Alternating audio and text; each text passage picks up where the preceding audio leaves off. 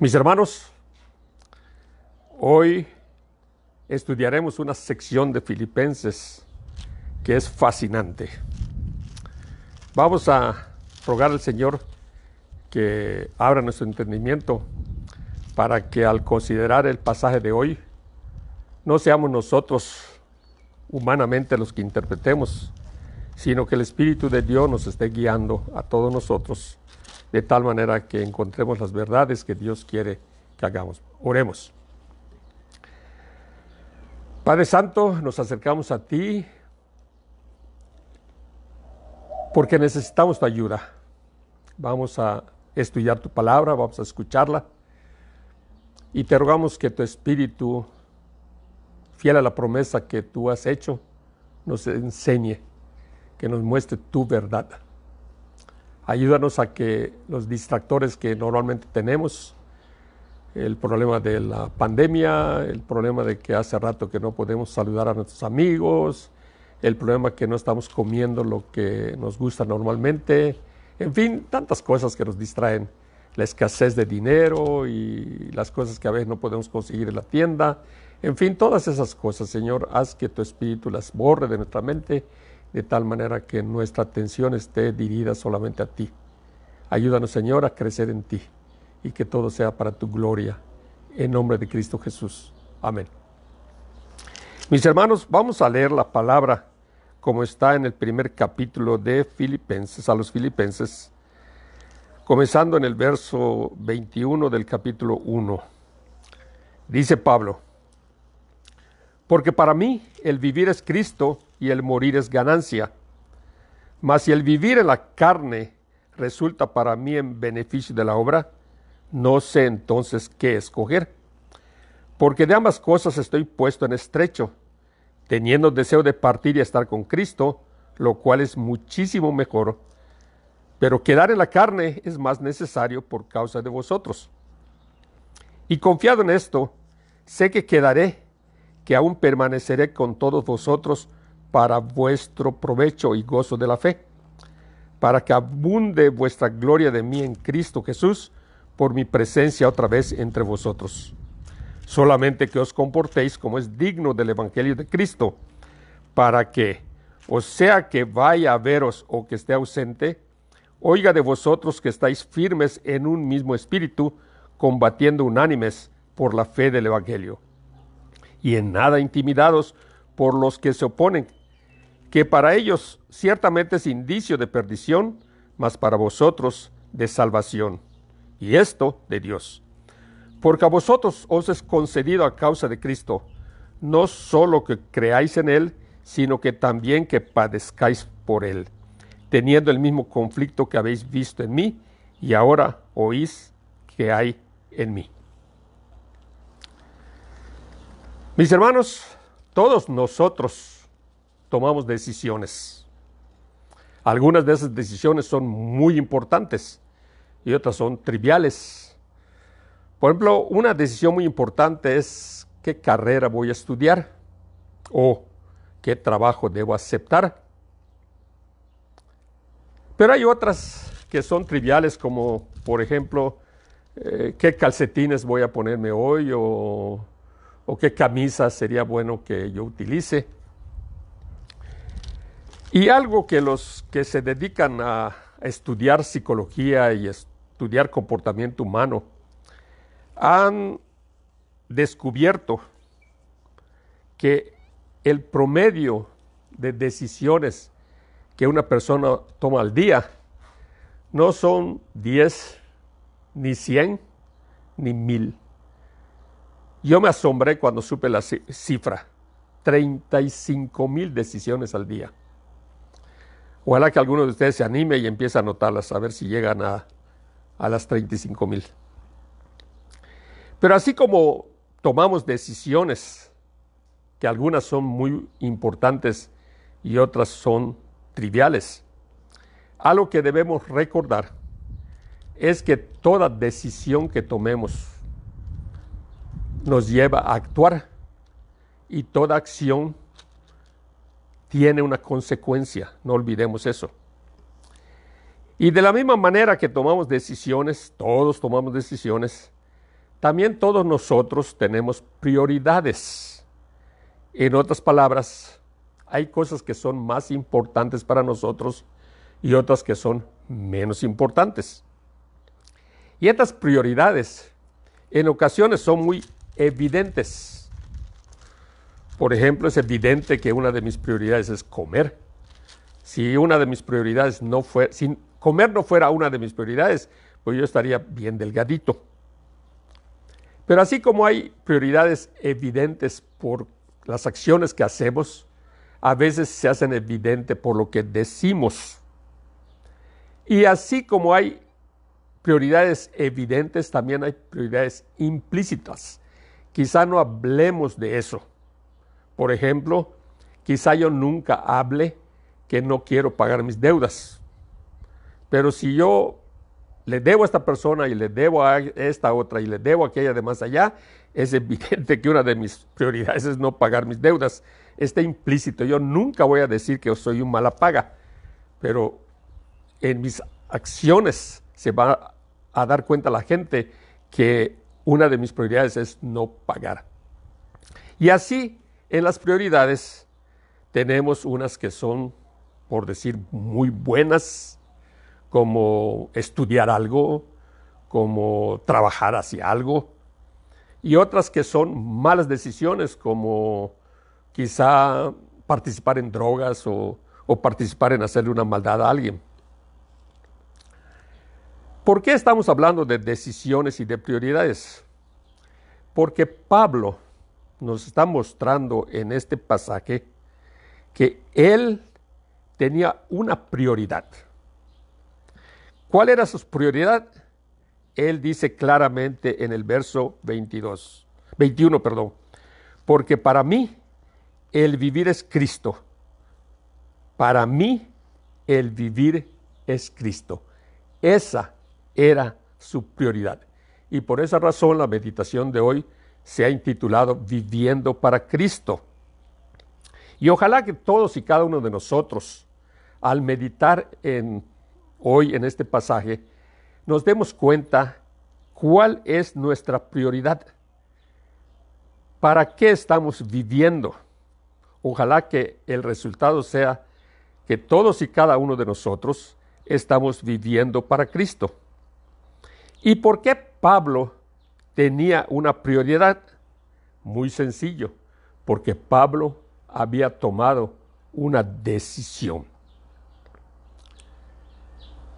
Algunos de nosotros decimos que somos cristianos porque asistimos a la iglesia o quizá porque no solamente asistimos, pero participamos activamente al cantar y quizá en alguna otra actividad de la iglesia como tocar un instrumento o quizá ayudar a acomodar las bancas o las sillas. Pero el resto de nuestra vida no demuestra que para nosotros sea una prioridad el ser cristiano, ni que sea una prioridad vivir para Cristo. En otras palabras, no estamos viviendo para Cristo. Y Pablo, al hablar en esta epístola a los filipenses, dice, para mí el vivir es Cristo y el morir es ganancia. Algunas personas piensan que cuando Pablo contrapone el vivir y el morir, está haciendo una especie de antítesis. Está haciendo una diferencia, por así decir, entre la vida y la muerte.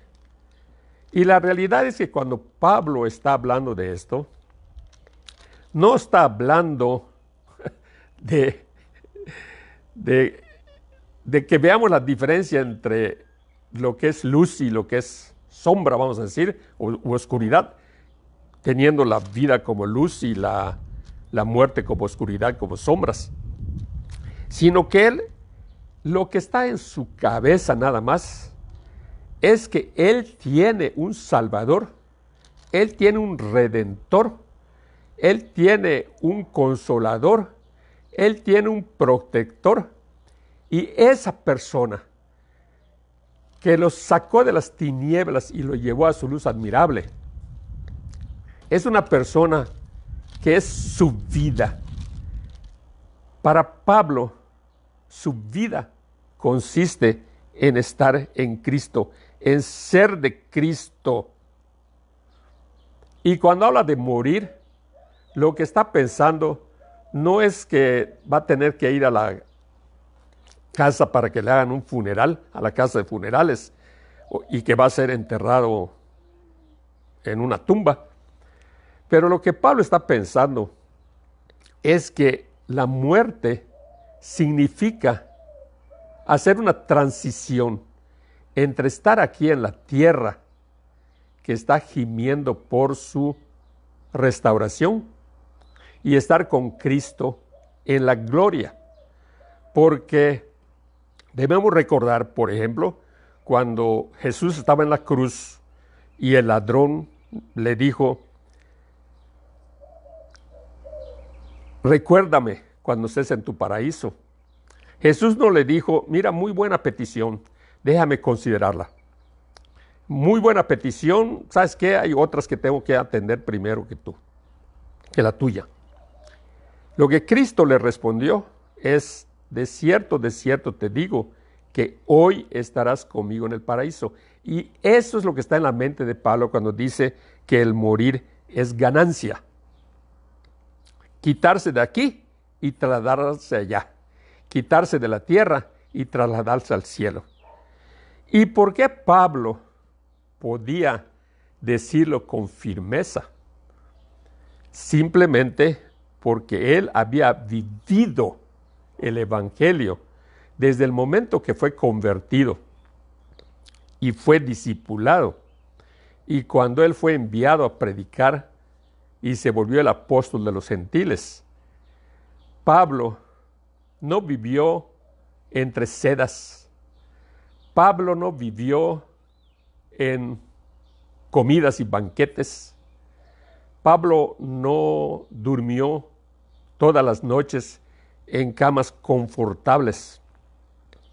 Él sufrió persecución. Pablo sufrió azotes.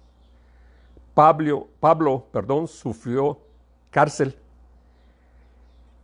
Y en todo instante, él pudo sentir la compañía de aquel que le había desafiado cuando le dijo: Pablo, Pablo, ¿por qué das cosas contra el aguijón?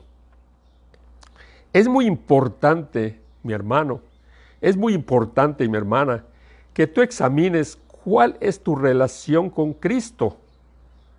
¿Cuál es tu relación con tu Salvador? Cada uno de nosotros debe estar firmemente convencido, al igual que Pablo estaba, que para nosotros el vivir es Cristo. Y si para nosotros el vivir es Cristo, entonces tenemos que vivir para Cristo. Debemos estar viviendo para Cristo.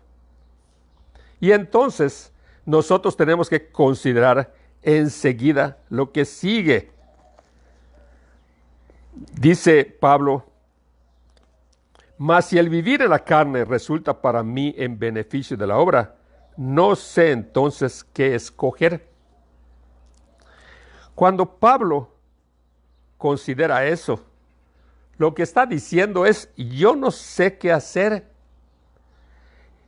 Y algunos comentaristas piensan que la razón que Pablo dice no sé qué hacer no es porque tenga una duda en su corazón, no es porque diga: ¿será que el cielo es verdad? Para Pablo no había ninguna inseguridad con respecto al cielo, porque ustedes recuerdan y chequen en sus epístolas que Pablo ya había estado en el cielo, ella lo conocía. Y es obviamente que en su corazón de Pablo, pues era mucho mejor estar con Cristo. Y para cada uno de nosotros, eso debe ser algo indubitable, debe ser algo que no haya para nosotros duda en lo absoluto, que estar con Cristo es lo mejor. O sea, estar en el paraíso, estar en el cielo. Pablo, como ya dijimos antes, ya lo había probado. Pero Pablo entendía muy bien que la decisión de cuándo no le correspondía a él, la decisión le correspondía a su Señor Cristo Jesús.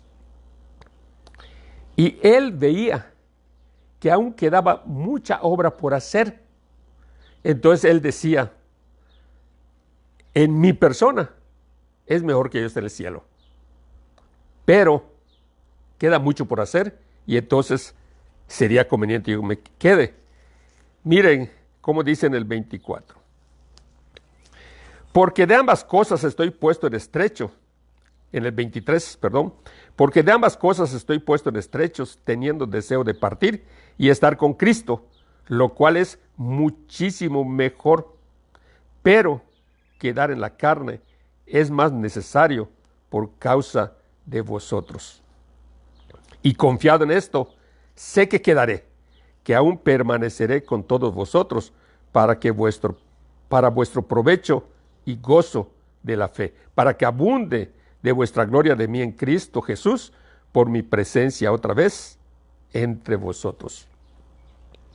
Mis hermanos, algo que debe ser natural en nosotros, si nuestra prioridad es Cristo Jesús, es que nosotros no solamente vamos a pensar en evangelismo, no solamente vamos a pensar en comunión como palabras abstractas, pero vamos a estar deseando decir a la gente acerca de Cristo Jesús. Vamos a estar deseando estar en comunión con nuestros hermanos. Y algo que es muy importante en este pasaje es que Pablo, cuando está haciendo estas declaraciones, no las está haciendo a la semana de estar convertido, cuando los nuevos cristianos están llenos de fuego, están llenos de gozo, están llenos de energía. Y ellos están dispuestos a declarar, para mí el vivir es Cristo. No lo está diciendo 1 año, 2 años o 3 años después. Pablo ya trabajó muchos años, viajando incansablemente de una población a otra, llevando el mensaje. Ya viajó por tierra, ya viajó por mar.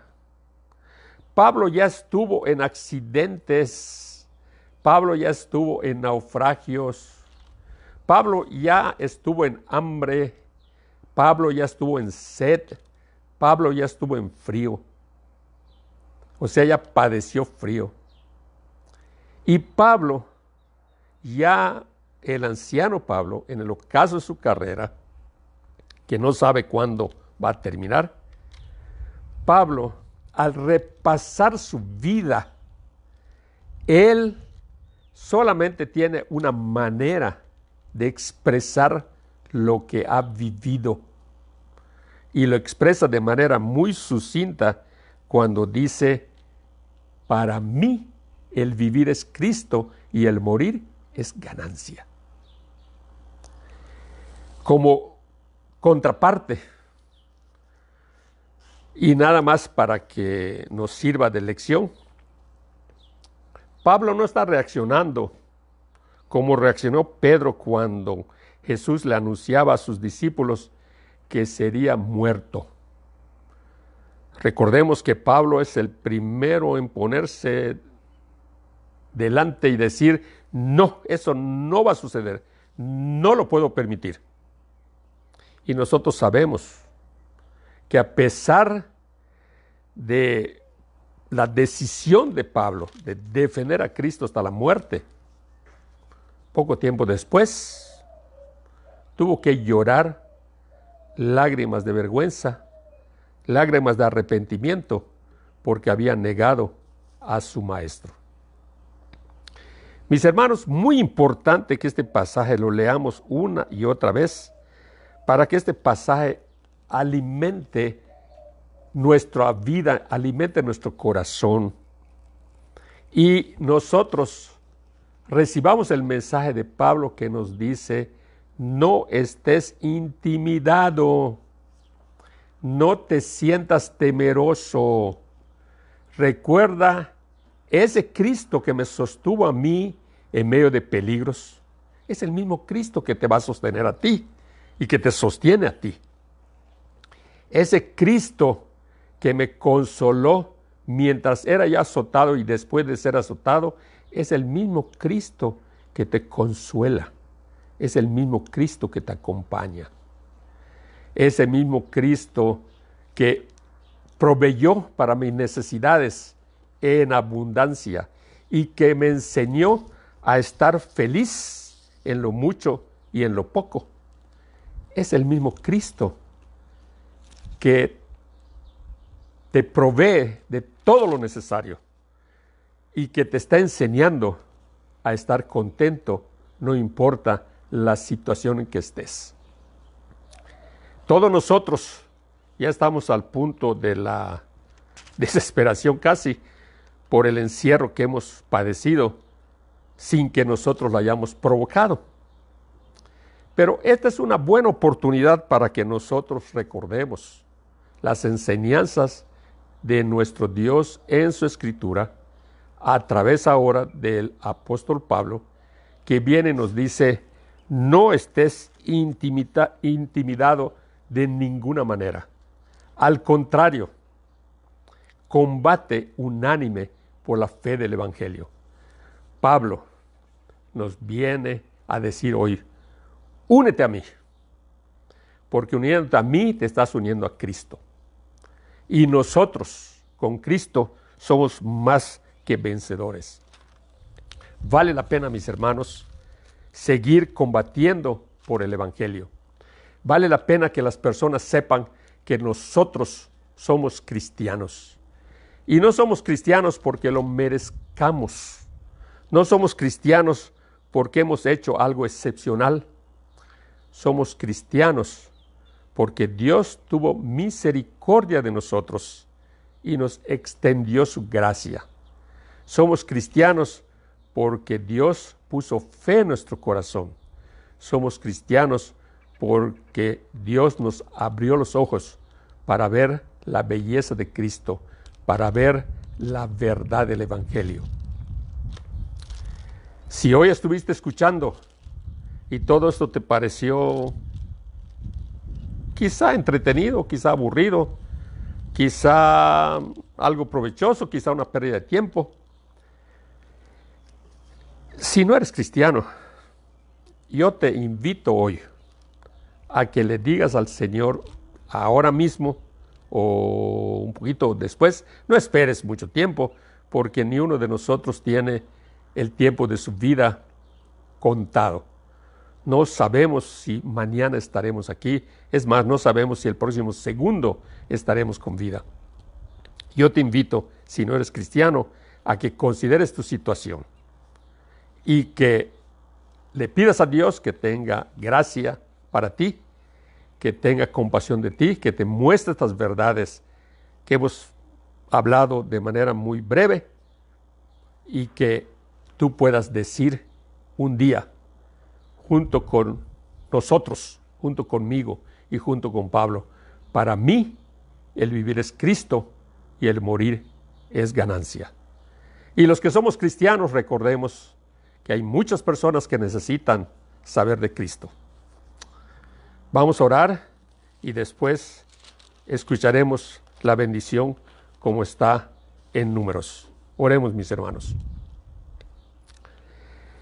Padre Santo, gracias por tu apóstol, gracias por tu palabra, gracias por la forma en que tú has concedido a nuestro espíritu no solamente consuelo, pero ánimo. Te rogamos, Señor, que este pasaje tan breve que hemos estudiado hoy, de manera más breve todavía, que nos alimente al grado que hagamos una lista de las personas que conocemos y que no te conocen a ti. Y que desde hoy empecemos a orar por ellos. Y que muy pronto tú nos des la oportunidad de que nosotros le podamos presentar el Evangelio. Pero mientras tanto, Señor, mientras esto sucede, te rogamos que nosotros podamos vivir de tal manera que las gentes a nuestro alrededor puedan darse cuenta que somos cristianos porque estamos viviendo para Cristo. Y que la gloria sea para ti y para ti nada más. En nombre de Cristo Jesús. Amén. Mis hermanos, escuchen la bendición del Señor como está en Números. Jehová te bendiga y te guarde. Jehová haga resplandecer su rostro sobre ti y tenga de ti misericordia. Jehová alce sobre ti su rostro y ponga en ti paz.